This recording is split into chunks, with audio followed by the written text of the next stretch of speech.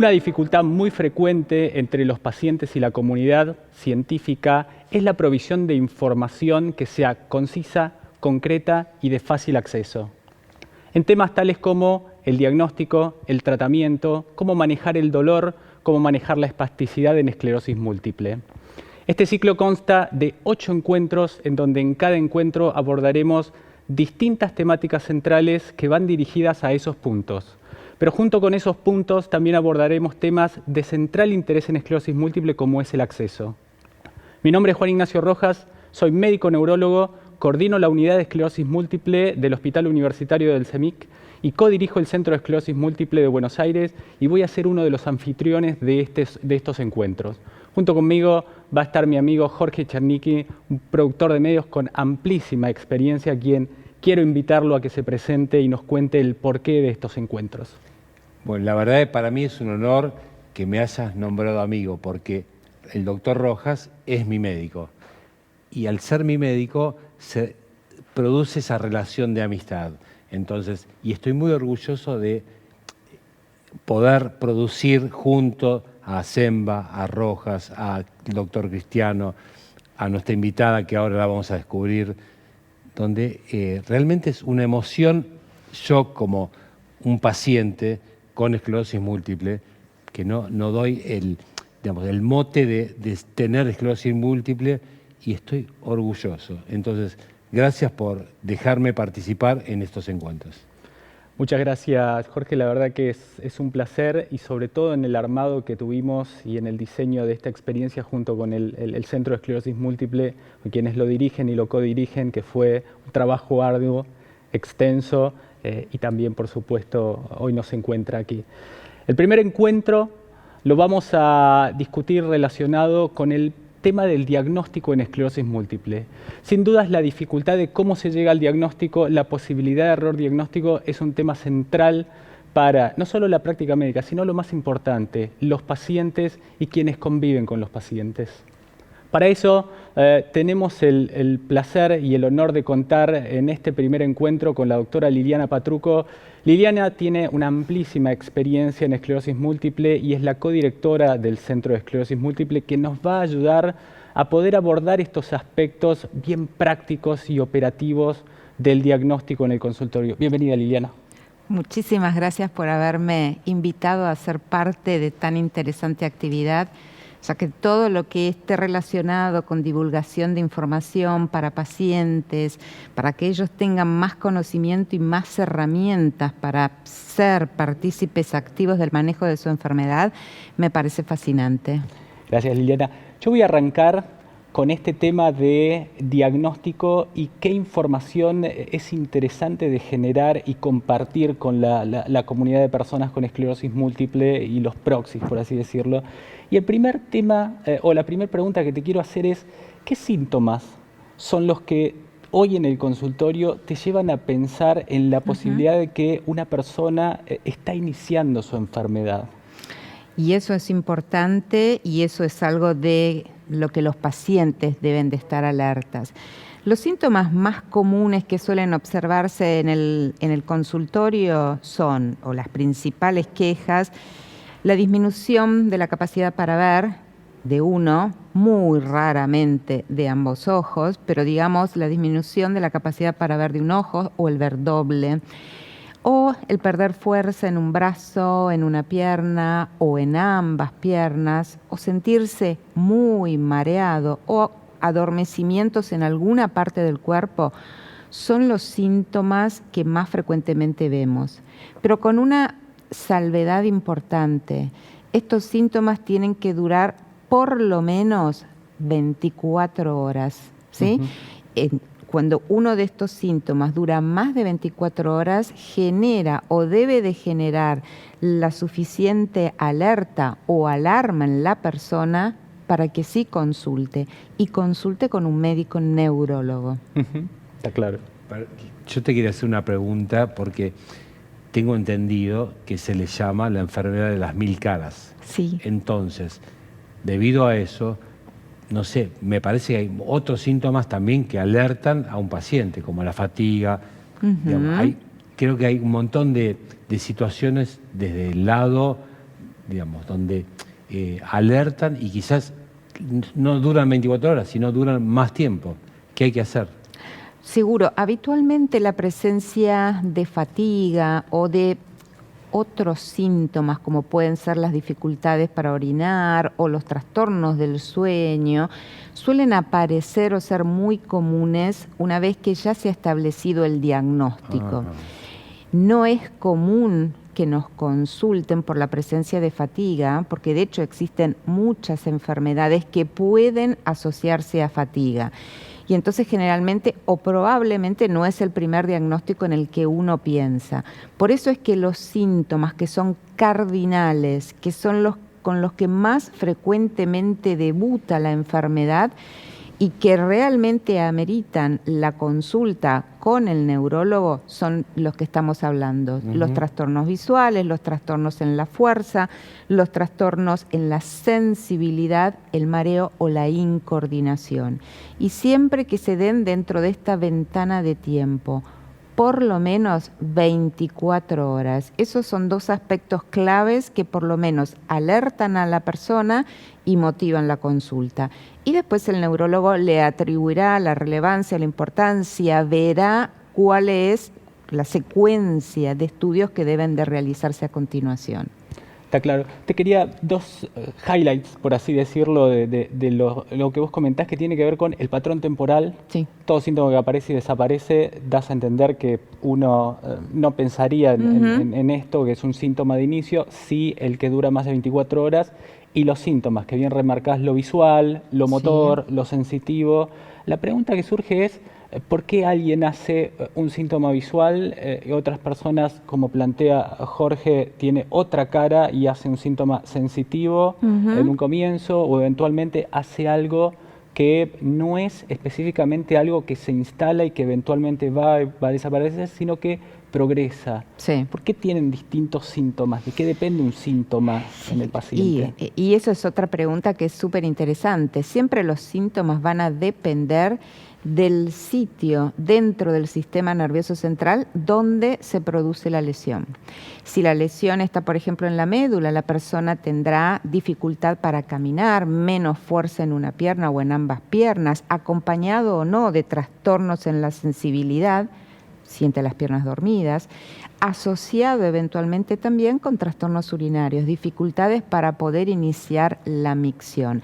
Las personas que comienzan con esta dificultad para ver es porque la lesión se ubica dentro de esta estructura anatómica que es el nervio óptico. Uno no puede predecir dónde se va a instalar la lesión. Eso es aleatorio y depende indudablemente de las características de la enfermedad.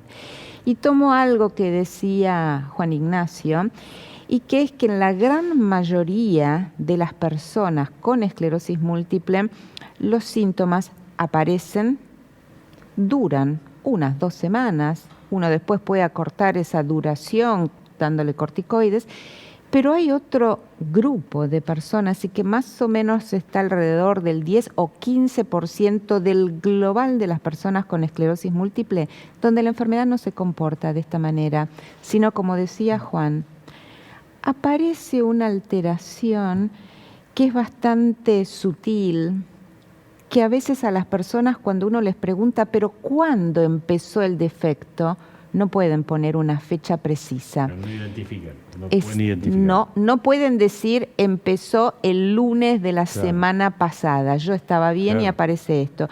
Sino, y habitualmente tiene que ver con trastornos en la marcha y que es una progresión que es lenta y que es insidiosa y que corresponde a una forma clínica que es diferente y en donde esa progresión se va a dar a lo largo de todo un año, como para que uno después pueda establecer el diagnóstico. ¿Y tiene un nombre eso? Es esclerosis múltiple y uno lo considera como la clásica variación progresiva de la enfermedad, en donde no hay claras recaídas o brotes y después la mejoría parcial o completa que puede seguirle. Muy claro. Volviendo al tema, está claro el tema de síntomas. Todo paciente al cual se le va a hacer un diagnóstico de esclerosis múltiple tiene que tener un síntoma. Sí. ¿Cómo sigue el proceso? Es decir, ¿cómo se avanza o cómo llegás vos en tu consultorio un diagnóstico, ¿hay algún test que vos puedas hacer que diga tiene o no tiene esclerosis múltiple en base a un test? ¿Cómo hoy se hace el diagnóstico? Y la respuesta a esa pregunta es no. No hay un análisis específico que podamos hacerle a la persona cuyo resultado me diga tiene esclerosis múltiple. Pero sí lo que hacemos es sumar datos, sumar evidencia que me permitan descartar otras enfermedades y hacerme pensar que puedo estar ante la presencia de una esclerosis múltiple. Entonces, si los síntomas son compatibles, si el rango de edad de esa persona es el que comúnmente vemos en personas con esclerosis múltiple y que es en la gran mayoría de los casos entre los 20 y los 40 años. No quiere decir que no haya casos pediátricos o casos de esclerosis múltiple en edades más avanzadas, pero el común de las personas con esclerosis múltiple están entre los 20 y los 40 años. Entonces, si tiene el síntoma típico, el grupo etario, que lo siguiente que yo hago es una resonancia. Habitualmente la resonancia magnética es del cerebro y parte de la médula para encontrar ahí las lesiones que son típicas de una enfermedad desmielinizante como la esclerosis múltiple. Simultáneamente me ayuda a descartar otras entidades. Hago un análisis de sangre porque de hecho existen también enfermedades como por ejemplo enfermedades reumatológicas que eventualmente pueden confundir o tener ciertas manifestaciones parecidas a las de esclerosis múltiple y eventualmente, si todavía me siguen quedando dudas, puedo hacer un análisis del líquido cefalorraquídeo. Punción lumbar. Exactamente, es la punción lumbar. Básicamente estos son los tres pilares o los tres exámenes paraclínicos que utilizo: la resonancia, el laboratorio, la punción lumbar. Excelente. Una de las cosas que siempre surge es esto, el de todo paciente al momento del diagnóstico tiene que tener resonancia junto con la clínica, todo paciente al momento del diagnóstico tiene que tener, aparte de la resonancia, una punción lumbar. Perfecto. Todo paciente tiene que tener una resonancia. La respuesta a eso es sí. Resonancia del cerebro y resonancia de la médula, porque eso no solamente me apoya el diagnóstico, sino que también me va a permitir conocer cuán agresiva o no tan agresiva es la enfermedad y después eso lo discutirán cuando aborden el aspecto del tratamiento. Resonancia, sí, siempre, al momento del diagnóstico. La punción lumbar, no. Obviamente no la hacemos en todos los pacientes, sino en aquellos en los cuales me generan ciertas dudas o necesito un elemento más para confirmar el diagnóstico. Pero no se lo hacemos a todas las personas, eso desde ya. Está claro. La verdad me sorprende porque creo que cómo va avanzando la ciencia, porque en otro momento era condición, era hace unos años, era condición hacer, digamos, la punción lumbar y también la resonancia. Así que es interesante como paciente escuchar eso, porque es muy invasivo, la punción lumbar es muy agresiva. Sí, es un estudio invasivo. Obviamente que cuando es necesario tengamos en cuenta que siempre es aplicación de anestesia antes y después en manos que tienen experiencia en hacerlas. Es un procedimiento que es corto y que no tiene por qué doler y que sí da muchísima información. Por supuesto. Pero las secuelas que quedan después de hacerlo, te va a doler, dolor de cabeza. Sí, te va a doler la cabeza y te va a doler la cabeza no cuando estás acostado, sino cuando te incorporás de la cama y te puede durar por lo menos una semana. Sí, eso sí. Lo he vivido. Ok. Y como sabemos que eso puede pasar en los pacientes, uno siempre se adelanta y antes del procedimiento ya les dice qué cosas pueden hacer para que sea mucho más tolerable si aparece este dolor de cabeza. Pero, como les decía antes, hoy en día no es mandatorio hacerle a todas las personas la punción lumbar.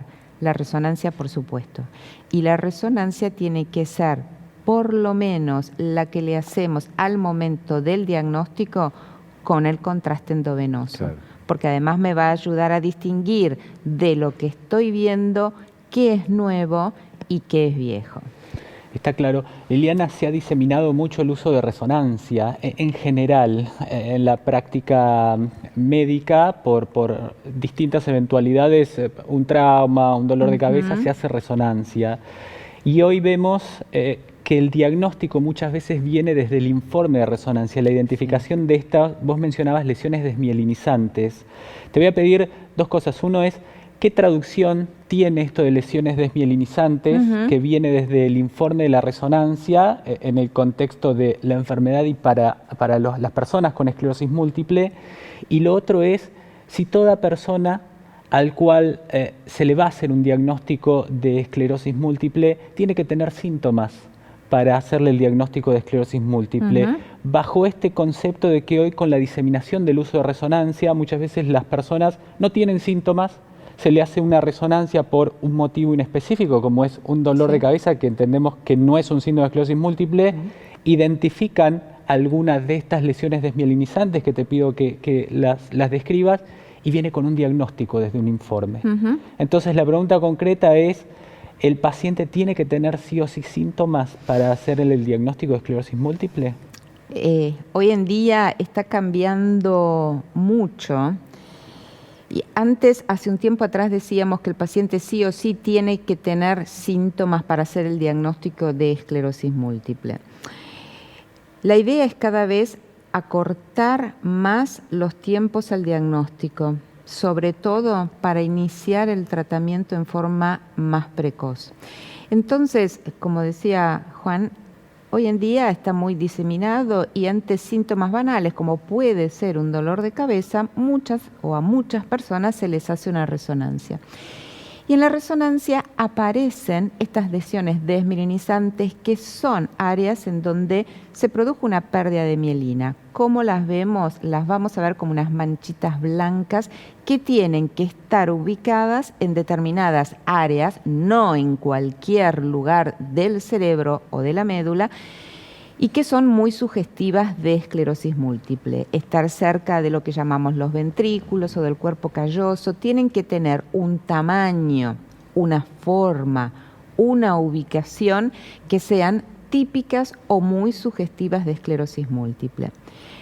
Hay personas que se someten a estos estudios por un síntoma como puede ser un dolor de cabeza y que aparecen estas imágenes. Hasta hace poquito tiempo, a estas personas que tenían una resonancia anormal, pero no tenían clínica, decíamos que eran un síndrome radiológico aislado, resonancia anormal en ausencia de clínica. Y se generó toda una discusión acerca de cómo deberían ser seguidos estos pacientes, qué posibilidades tenían de convertirse en el corto o mediano plazo a esclerosis múltiple presentando un síntoma.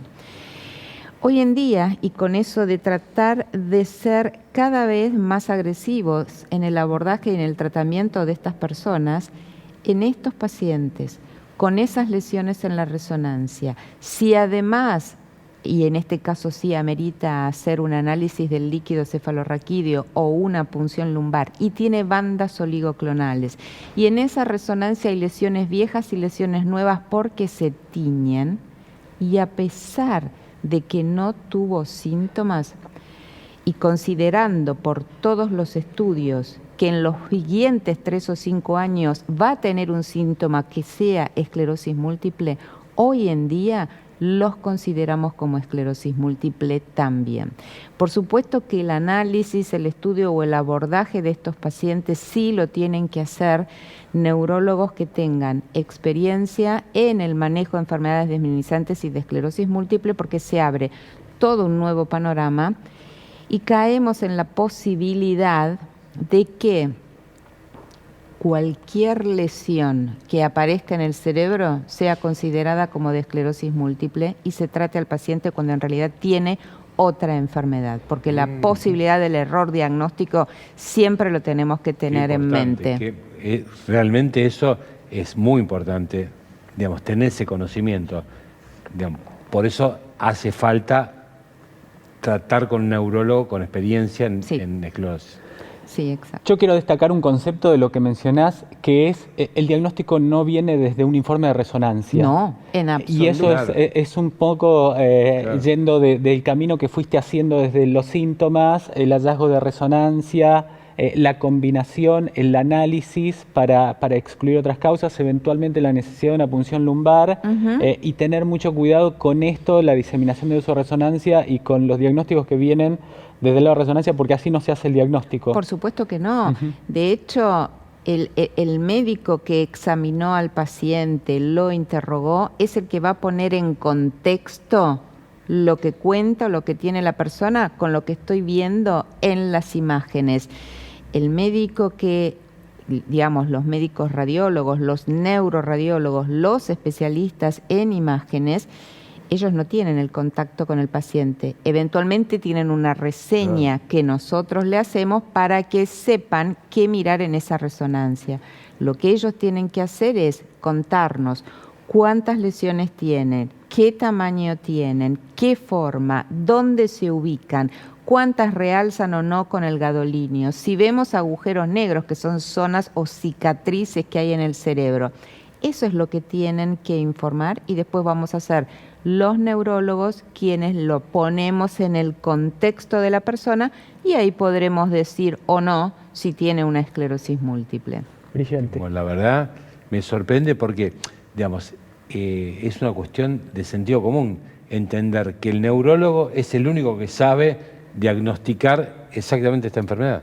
Sí, sí, a mí me parece muy interesante esto de los procesos, los procesos y el ir juntando cosas y que vos lo mencionabas y eras enfática, no hay un test que al ser Claro. positivo o negativo hace el diagnóstico, sino que Exacto. tiene esto de ir juntando, descartando y ahí se llega al diagnóstico. Sí, sí. Y quiero meterme en esto desde tu mirada, desde tu experiencia, aprovechándolo a Jorge, también en la posibilidad del error en el diagnóstico. ¿Cuáles son las causas más comunes por el cual a una persona con esclerosis múltiple le hayan dicho tenés esclerosis múltiple y pueda que no lo sea? Sí. ¿Dónde hay que investigarlo y qué cosas te generan o debieran generar? Cuidado que acá puede que vaya por otro lado. Sí. De hecho, la posibilidad del error diagnóstico en esclerosis múltiple existe. ¿Es alto? Y varía entre el 15 y el 30%. O sea montón. que de cada 10 personas, 3 no tienen esclerosis múltiple. La mayoría de las veces, la principal causa de error diagnóstico es la mala interpretación de lo que vemos en la resonancia magnética, que cualquier punto blanco, por así decirlo, es considerado como una esclerosis múltiple. No tienen en consideración todo lo que hablábamos antes de las características que tienen que tener esas lesiones y lo más importante, tampoco escuchan o revisan al paciente para ver cuáles son los síntomas que tienen y si son típicos o no típicos de esclerosis múltiple. Pero el error más común o el peso de equivocarse recae justamente en no saber leer una resonancia magnética. Sí, sin duda. La verdad sorprende desde el lado del paciente, sorprende absolutamente lo que estás comunicando. Y, digamos, porque, digamos, el error Sí. de poder decir que tiene otro tipo de patología, creo que para el paciente es terrible. Por supuesto, porque además puede tener otra enfermedad que merita Claro. otro Sí, tipo sí, de tratamiento. Y muchas veces, cuando a un paciente se le pone el título, usted tiene esclerosis múltiple, y después hace una segunda consulta, o después del tiempo que ya empezaron un tratamiento, hace una segunda consulta, es bastante difícil poder sacar ese sello y que entienda que en realidad no tuvo ni tiene esclerosis múltiple y que su abordaje terapéutico tiene que ser completamente distinto. Para otro encuentro voy a contar mi experiencia, que tuve todo eso. No es este el momento. Así que, Definitivamente. digamos, lo importante es que se sumen al canal de YouTube, ¿no? Sí, sí, sí, eso es central. Por favor, suscríbanse al canal porque eso nos va a ayudar a conseguir, por supuesto, seguidores y generar más y más contenidos. Nosotros, si bien hay una lista de temas que hemos propuesto. La idea es generar más contenidos con temas que sean de interés y que complementen a los que hemos creado, y por supuesto lo vamos a recibir de todos los suscriptores, así que suscríbanse por favor. Liliana, un punto central en el momento del diagnóstico, ya metiéndote desde el lado hecho el diagnóstico, qué puede hacer, qué no puede hacer, qué implica para la persona con esclerosis múltiple su diagnóstico en el sentido de planificación de vida. Sé que es muy amplia, pero por supuesto, ¿cómo lo manejas eso? Por supuesto que el diagnóstico conlleva un golpe importante para la persona, porque le estamos hablando de que es una enfermedad que va a ser crónica, que lo va a acompañar toda su vida. Pero lo más importante, y sobre todo con todas las herramientas que tenemos hoy en día, es tratar, y eso habitualmente lleva más de un encuentro, más de una charla con la persona, que entienda que tiene que desarrollar todas las potencialidades y todo lo que tenía previsto para su vida. La mayoría son mujeres, porque es una enfermedad que es más común en mujeres, son jóvenes, también tenemos hombres jóvenes. Entonces, lo que tiene que ver con su proyecto de vida, casarse, formar una familia, ¿voy a poder? Obviamente que va a poder. ¿Voy a poder completar mis estudios y trabajar de lo que me gusta? Pero por supuesto que sí, adelante. Nada va a ser un impedimento. ¿Voy a poder seguir reuniéndome con mis amigos, mantener mi vida social? Por supuesto que sí. El concepto es, vamos a iniciar estrategias para tratar de que vos estés lo mejor posible, garantizar tu calidad de vida, pero que concretes todos los sueños que tenías en mente antes de que te estableciéramos este diagnóstico.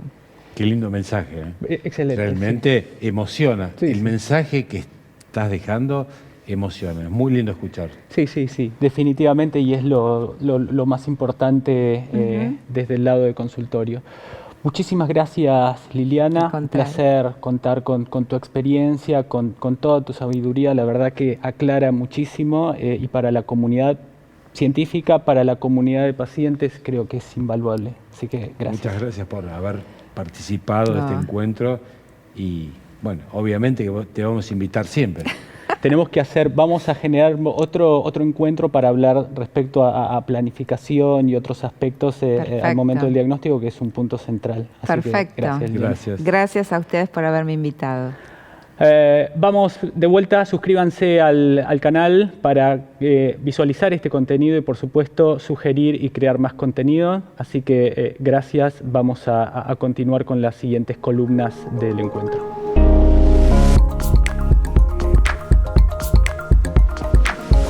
Hace 16 años nacía mi segundo hijo, se ahogaba prácticamente hasta la muerte y mientras estaba en terapia intensiva, yo tuve mi primer brote. Me dieron el diagnóstico poco tiempo después y lo hizo el doctor Cristiano junto con el doctor Rojas y me dijeron, lo tenés, gorda. Yo dije, ¿pero qué tengo que hacer ahora? Y me dijeron, vida normal.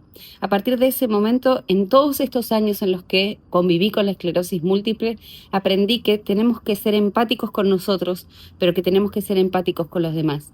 Es una enfermedad incierta, es una enfermedad sorprendente, es una enfermedad que nos permite también ser libres para transitarla como nosotros podamos, con los buenos momentos, con los malos momentos, con los buenos días e incluso, más que nunca, ser empáticos con nuestro entorno.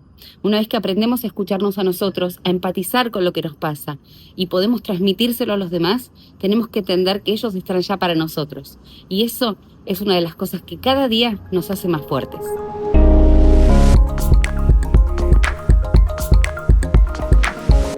El certificado único de discapacidad genera una parte importante de las consultas en el día a día, pero muchas veces no tenemos en claro para qué sirve, cuándo solicitarlo ni cómo solicitarlo. Por eso es que en esta columna decidimos abordar el tema del certificado único de discapacidad con Susana Giachelo. Susana es la presidenta fundadora de la Asociación de Lucha contra Esclerosis Múltiple, ALSEM, y es un verdadero honor contar con Susana para poder discutir este tema. Bienvenida, Susana. Gracias a ustedes por la invitación. Susana, como mencionaba recién, el certificado único de discapacidad es una herramienta que muchas veces la discutimos en el consultorio, pero este concepto de que no tenemos tan en claro, primero, ¿qué es? ¿Nos podrías Bueno. explicar eso? ¿Qué es el certificado desde la perspectiva de los pacientes, por supuesto? Sí, como para que todos lo puedan comprender.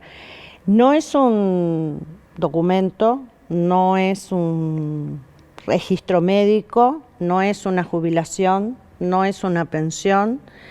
Es un certificado que se extiende por la discapacidad o la disfunción que le produce la patología que padecen. Ujú. Es voluntario, nadie está obligado a sacar el certificado de discapacidad. Es personal, no ninguna base de datos del Estado tienen los datos que ellos vuelcan en el certificado. Y bueno, sirve para un montón de cosas. ¿Cómo qué, por ejemplo? Porque ese es otro punto. Está claro, lo definiste muy bien, qué es.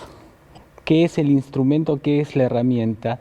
Pero muchas veces dentro de esta discusión genera esto de me sirve para todo o lo puedo utilizar para una amplia gama de aspectos, desde la provisión de energía hasta conseguir la medicación.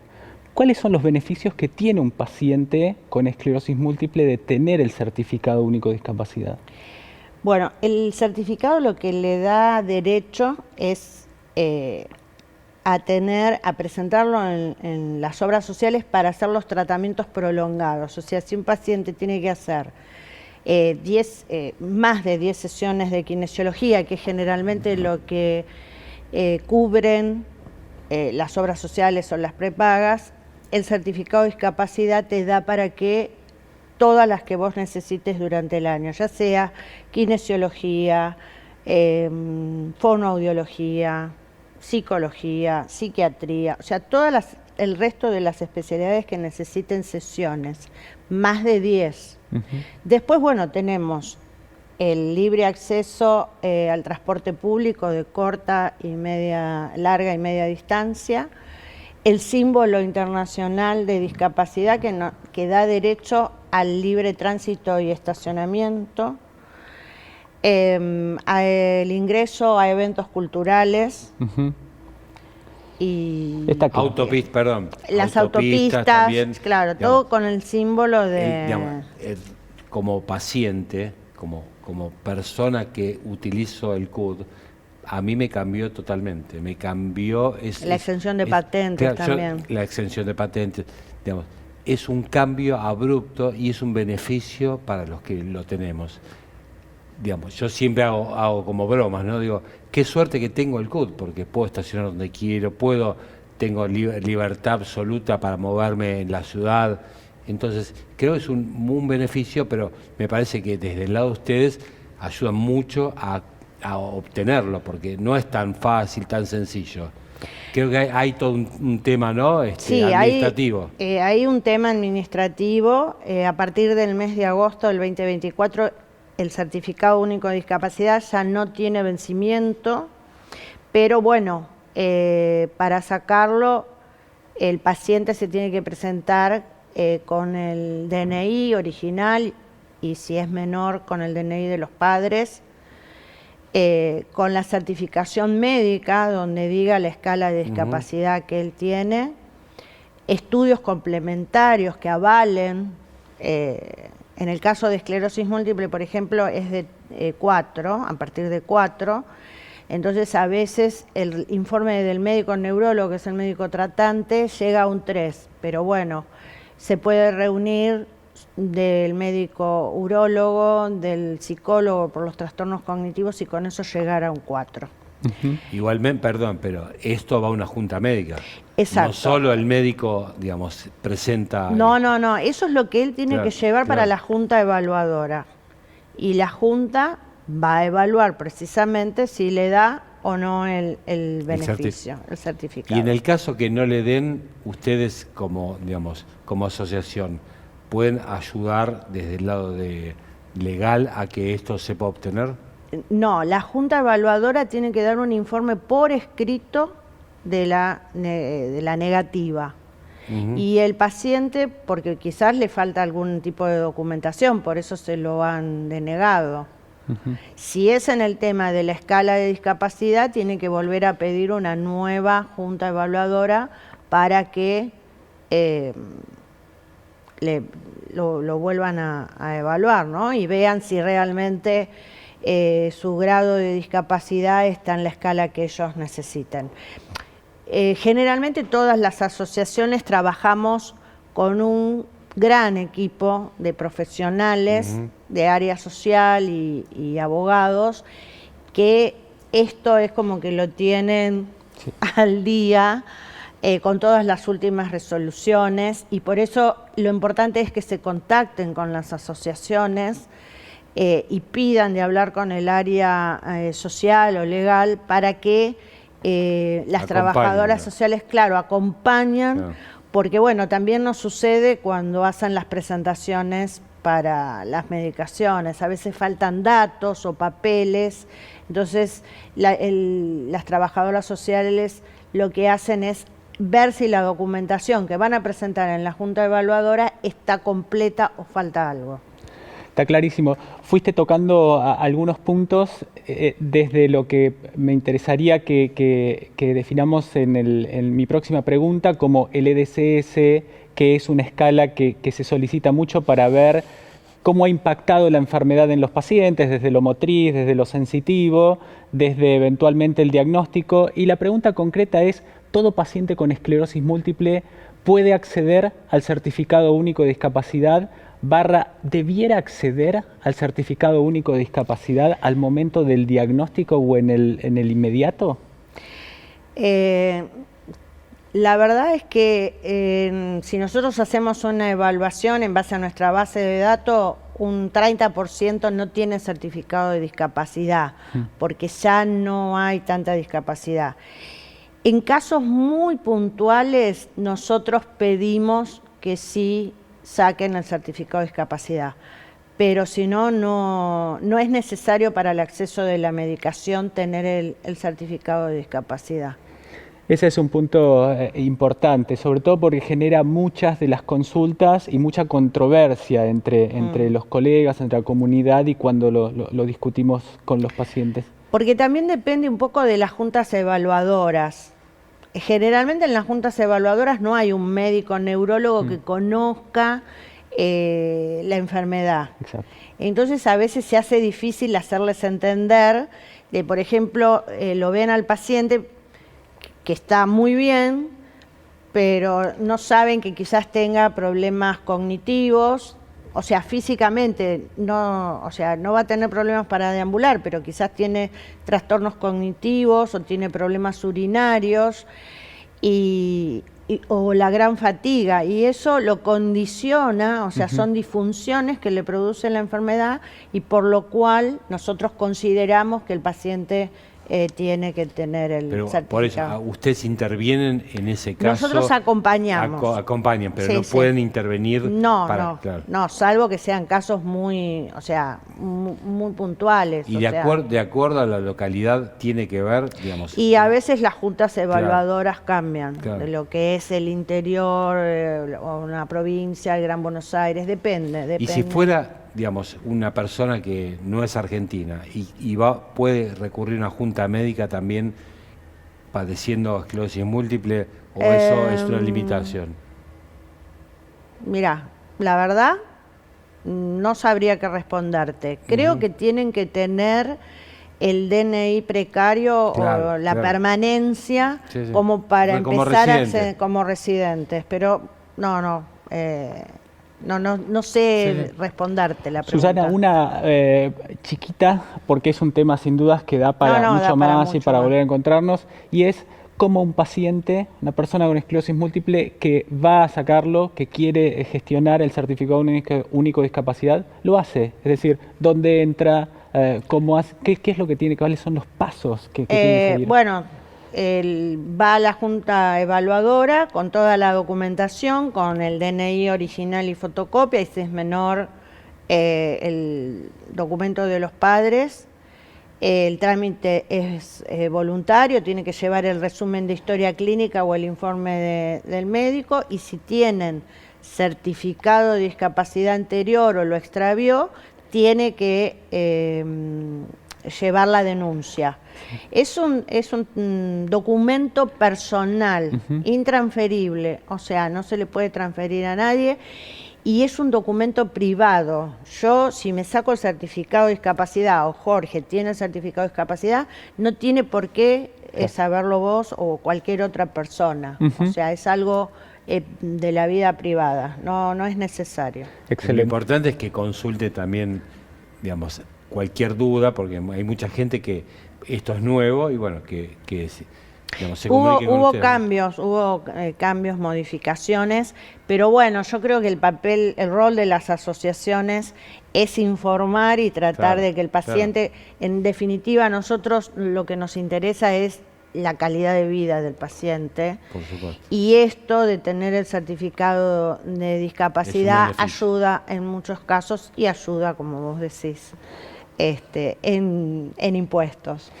Definitivamente, muchísimas gracias, Susana, muy clara los aspectos y cómo abordaste estos temas centrales de la consulta.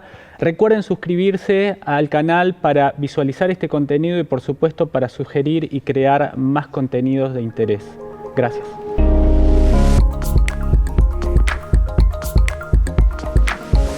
Más del 80% de los pacientes con esclerosis múltiple tienen recaídas.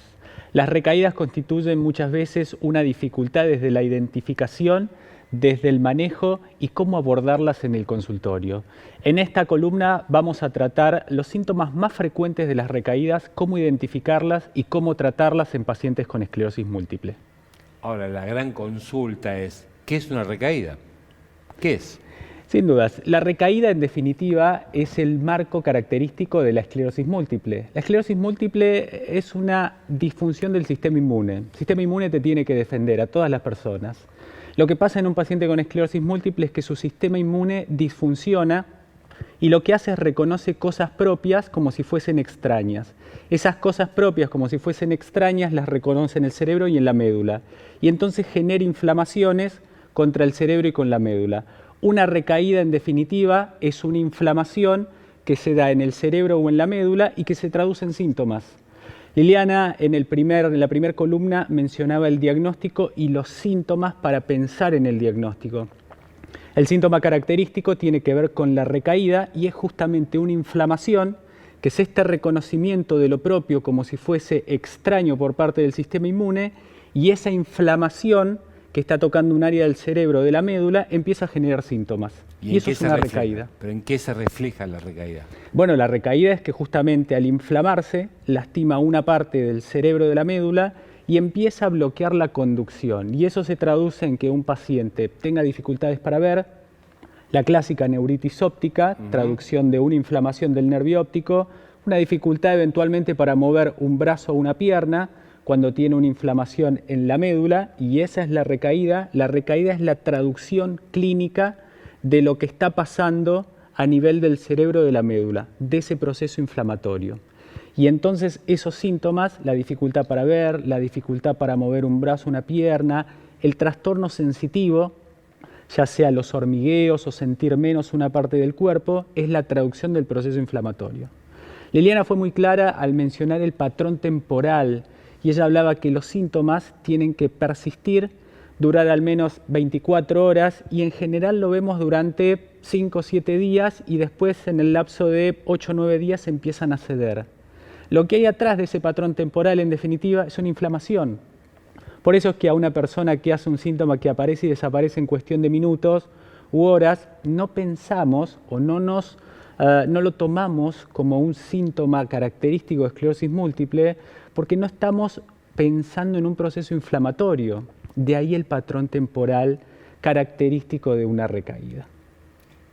La verdad es sorpresivo porque, digamos, como paciente uno no sabe cómo identifica una recaída. Sí, lo que uno siempre le dice a los pacientes son básicamente 2 o 3 cosas que de alguna manera fueron mencionadas en la primera columna, que tienen que ver con síntomas que se instalan de cero o eventualmente pueden haber tenido esos síntomas, pero que empieza a notarla las personas que ya sea estamos al momento del diagnóstico o tienen un diagnóstico de esclerosis múltiple. Empieza a disminuir la agudeza visual, tienen un dolor atrás del ojo y entonces se empieza a instalar un síntoma, empieza a tener dificultades para mover un brazo o una pierna, se instala el síntoma, empieza a progresar, es decir, empeoran esos síntomas con una duración de 24 horas al menos, los vemos por 3 o 4 días, y si lo dejamos librado a la historia natural, después de ese tiempo empiezan a disminuir y en algunos casos desaparecen. ¿Dolores?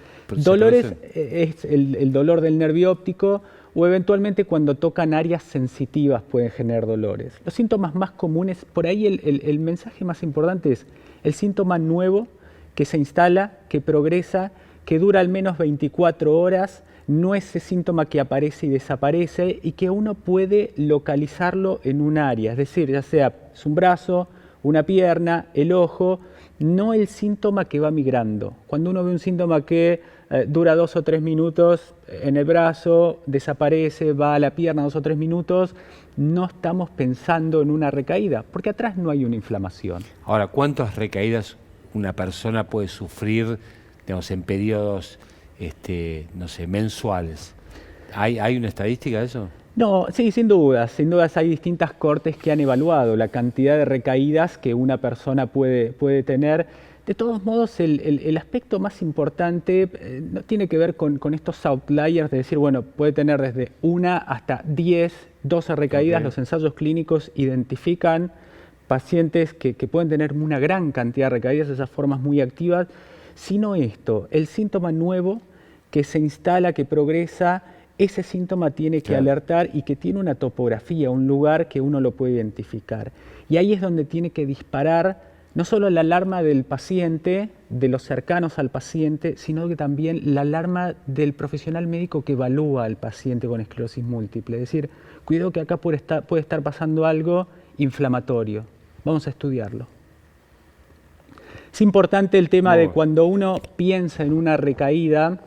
Al momento del diagnóstico, en la primera columna, Liliana abordó muy bien. Uno tiene que ir a estudiar el sistema nervioso central pensando en este proceso inflamatorio y de ahí la importancia de la resonancia para ver este correlato de la inflamación más allá de la clínica. Cuando uno ya tiene un diagnóstico, es decir, conoce a la persona con esclerosis múltiple, puede o no venir tratada, no necesariamente hay que salir a hacer resonancias en cada recaída. Es importante definir si tiene o no tiene una recaída y decidir si esa recaída hay que tratarla o no tratarla. Porque este es un concepto importante. No todas las recaídas hay que tratarlas, no todas las recaídas necesitan una resonancia y definir cómo uno trata una recaída si uno dice que a esa recaída hay que tratarla. Ahora, como paciente, ¿cuándo identificás eso? ¿Cuándo hay, digamos, volver a hacer una resonancia? Eso, por ahí desde el lado del paciente, el mensaje más importante es estar atentos. Atentos a qué tiene que estar atento y a qué no tiene que estar atento. Claro, no estar tan atento. Exactamente. Claro, más relajado. Sí. Muchas veces el mensaje de consultorio pasa por ahí, por no estar atrás de cada síntoma que pueda tener, porque si no pasa a ser un infierno. Estar obsesivo digamos, de las recaídas. Un hormigueo, puede o no ser una recaída, de golpe sentí algo a nivel del cuero cabelludo, puede o no ser una recaída. No, el patrón temporal. Síntomas nuevos que se instalan y progresan, duran al menos 24 horas. Esos son los síntomas que debieras generar una consulta. La verdad, insisto, me parece que este mensaje que vos estás brindando es algo que, digamos, como paciente es novedoso, porque nunca se escucha eso, sino al revés, es estar obsesionado en las recaídas.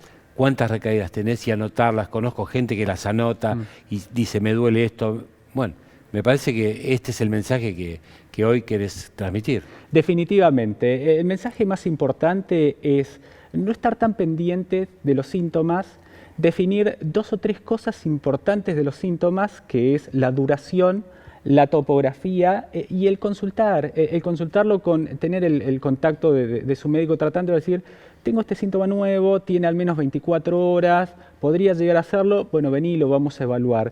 No hay urgencias, es decir, la recaída en esclerosis múltiple no es una emergencia, a diferencia de por ahí lo que vamos a tocar los últimos 2 encuentros de enfermedad del espectro NMO. Uno se puede tomar ese tiempo para ver cómo evoluciona, definir si hay que tratar o no tratar.